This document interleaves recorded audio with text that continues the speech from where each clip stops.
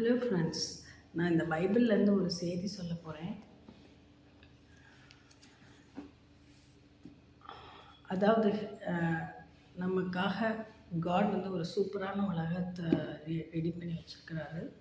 அவர் அவரோட பிடித்தமான பிள்ளைங்களுக்காக அதை வந்து ஸ்வர்க்கம் இல்லை ஹெவன் அப்படின்னு சொல்லுவாங்க. அந்த ஹெவனுக்கு போகிற கேட் வந்து பெரிய கேட் இல்லை, சின்ன நேரோ கேட். அந்த நேரோ கேட் வெளியே போகணும்னா, உள்ளே போகணும்னா நம்ம கடவுளின் சித்தத்தின்படி நடந்து கொள்ள வேண்டும்.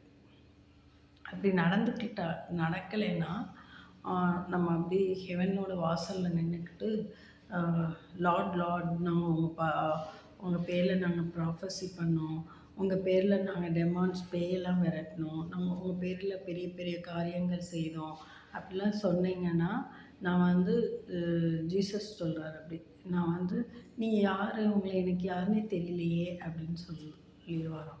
அதனால் நம்ம வந்து எவ்வளோ பெரிய காரியங்கள் பண்ணணுங்கிறது பெருசு இல்லையா, கடவுளின் சித்தப்படி நடந்துக்கிறோமா, கடவுளுக்கு பிடித்தமான பிள்ளையாக இருக்கிறோமா, அதுதான் பெருசாக.